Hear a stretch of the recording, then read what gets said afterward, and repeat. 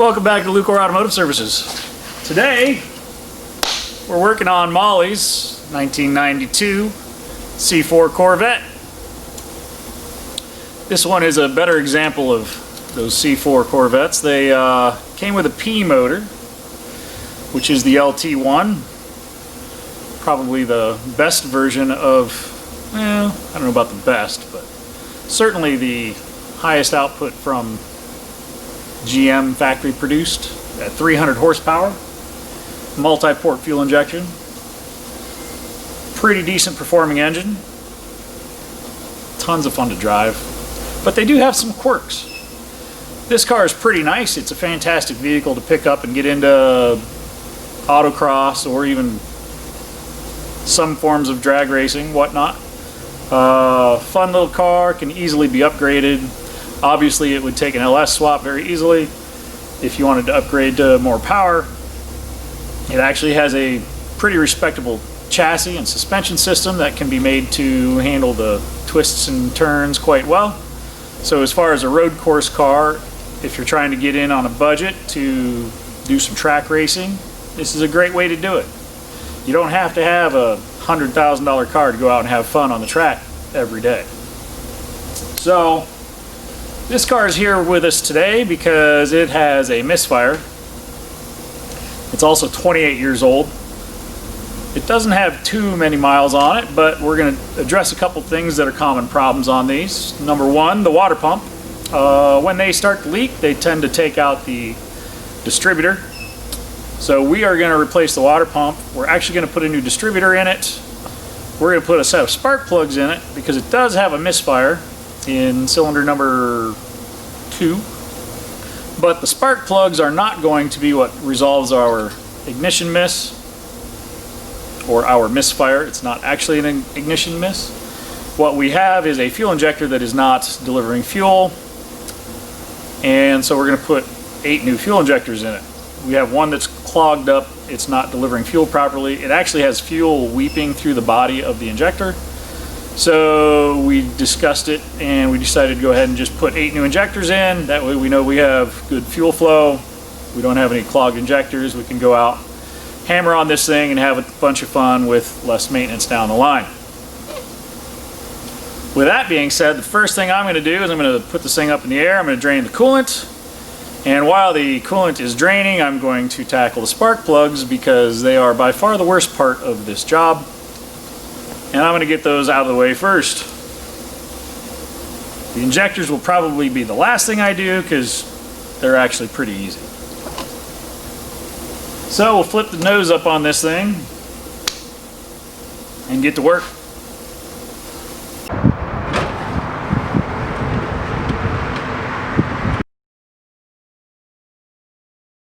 On a side note, that hood is probably the heaviest part on this car.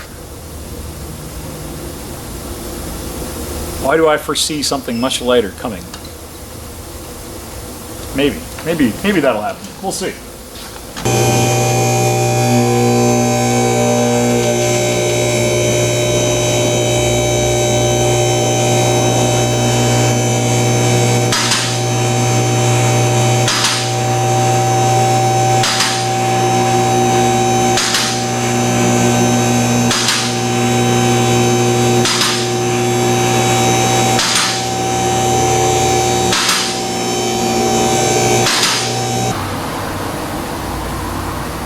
Well, as I look the car over, it's not too bad.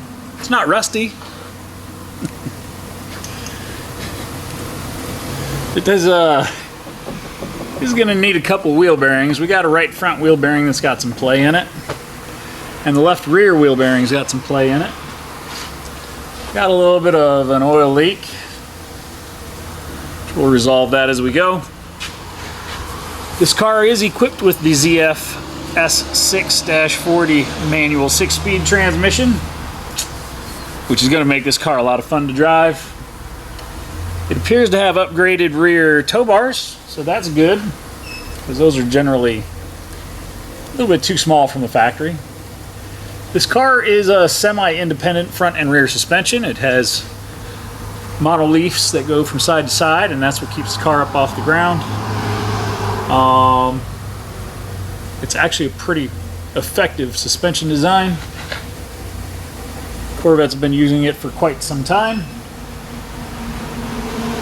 It's going to make a fun little car. All the pinch welds look good. This car was clearly kept in a garage here in Ohio or Indiana or wherever this thing was found. Pretty solid little car. Won't need too much to bring it back. We're going to start by draining the coolant. If I can get my fingers on there. I better get a drain bucket first.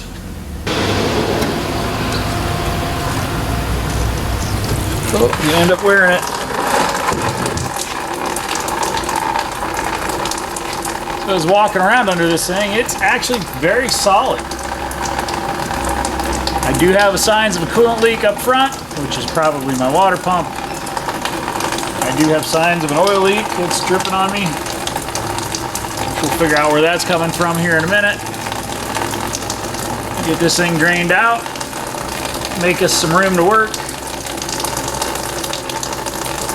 And then we got to pull the harmonic balancer, pull the water pump, pull the distributor, and then put all that back together. While this is draining, I'm going to lower this thing down, start doing my spark plug.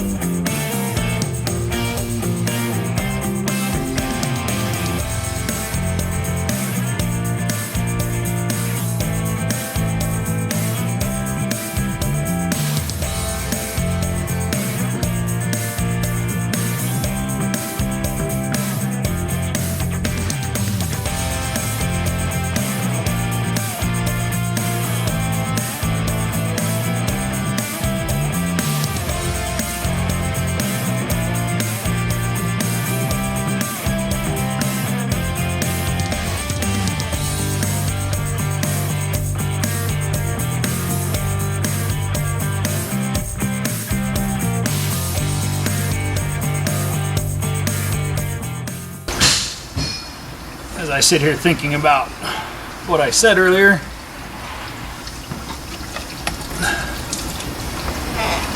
these really are not the best engines that GM ever came out in the Corvette. But as far as in the electronic fuel injection era goes, these are a pretty awesome little motor. Capable of a lot more than the 300 they came from the factory with. But hey, I'm sure people will tell me the errors of my ways. That water pump's about ready to pop off.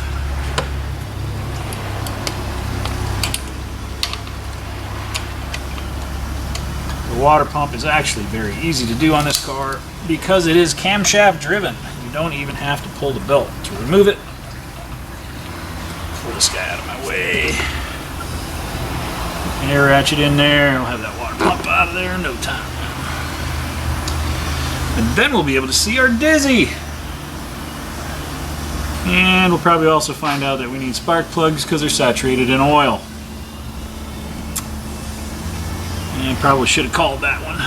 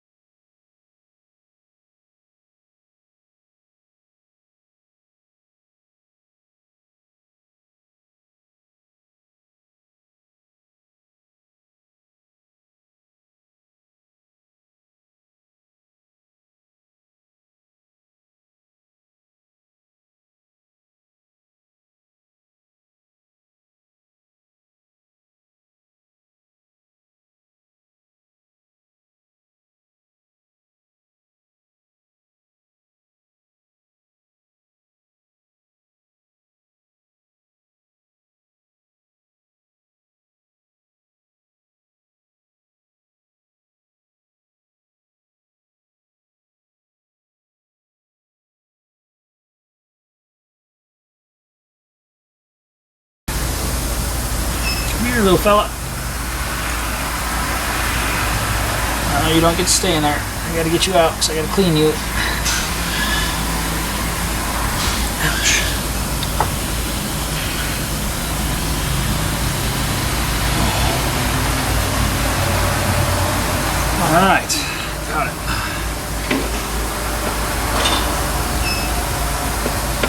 Our water pump is loose. Now we have to get it to disengage from the camshaft,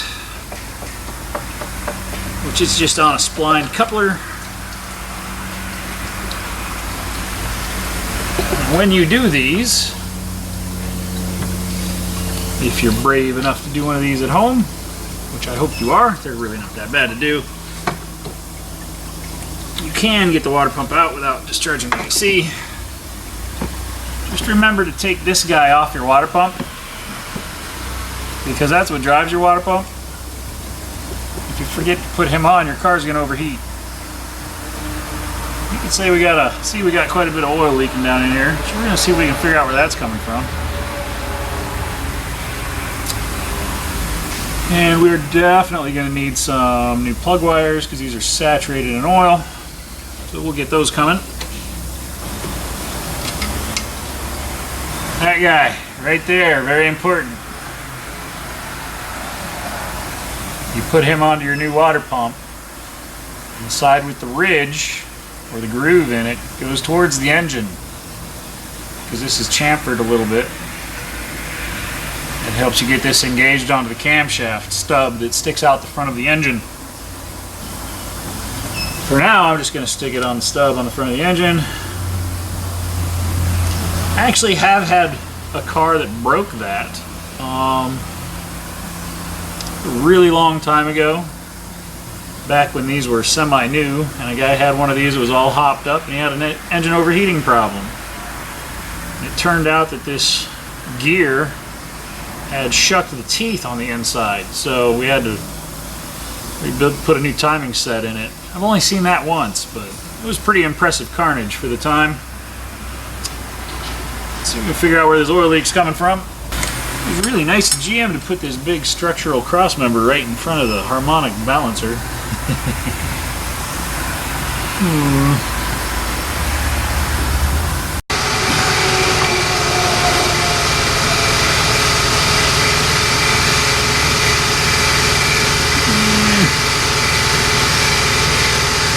That guy's not leaking.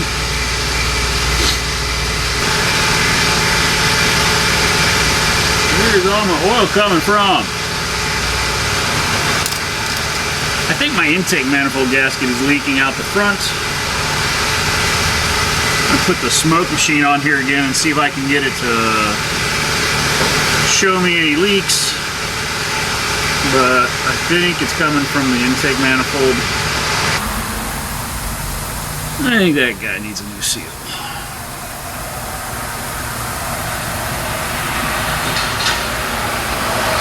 Let's hook up the smoke machine and take a look.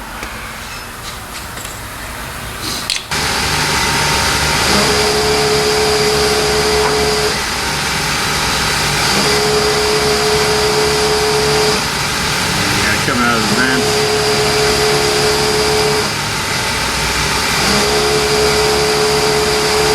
Now let's get these two seals, replace those. I think that'll be our problem. I think this is our seal, the water pump drive that's leaking.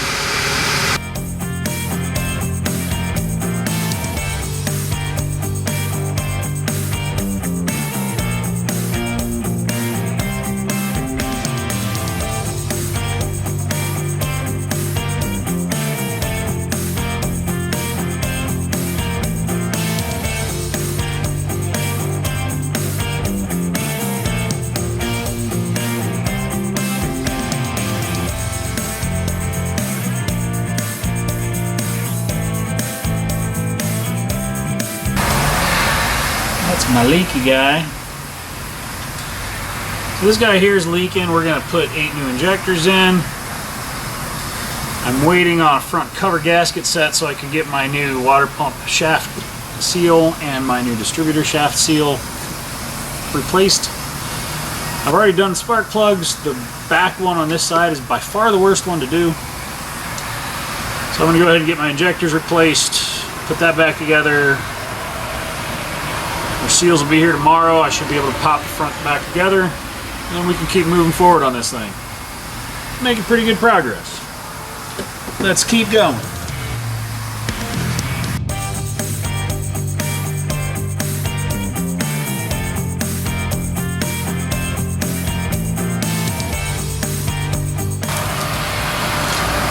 We got some new AC Delco injectors for this bad boy. Same but different.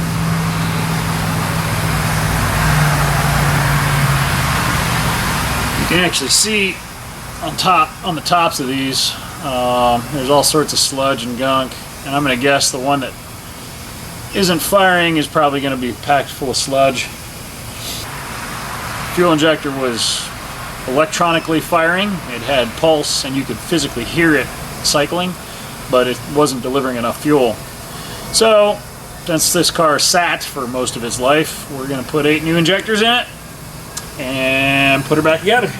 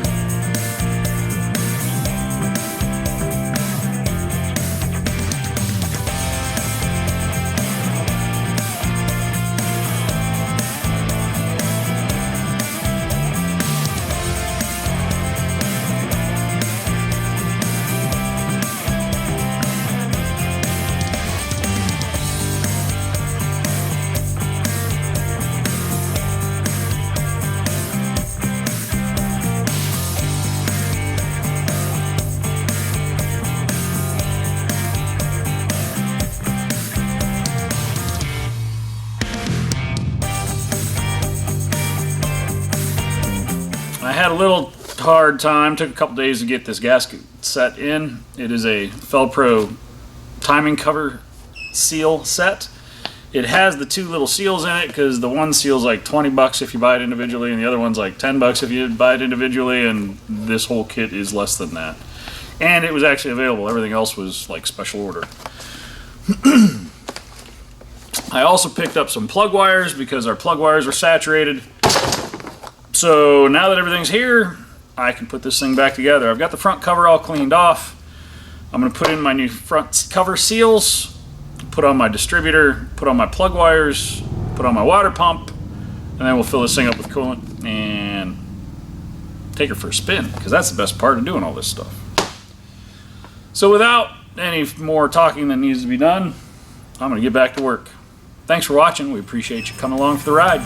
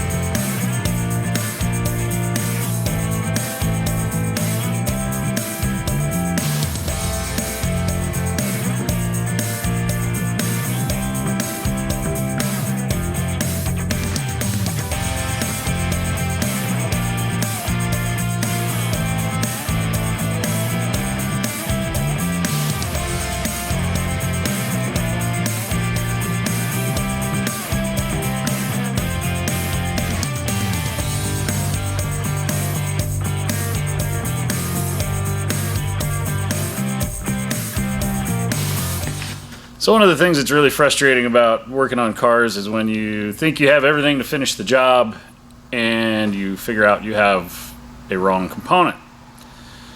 So I was moving along, putting in my distributor, and I go to hook up the distributor and the connector's incorrect. Well, the connector's incorrect because the distributor we have is for a 93-94 LT1. This is a 92 LT1, so the connectors are different. So I figured out my problem. I figured out my solution. This MSD distributor is designed for the 93-94 P motor tuned port engines, which has a flat 4-pin connector. The 92 P motor has a rectangular 6-pin connector. So you, according to the guys at MSD, you cut this harness and splice it together. I have a problem cutting an $800 distributor harness, so I'm actually lucky enough that I have weather pack connectors here, and I'm going to repin the connector on the engine harness. These are just a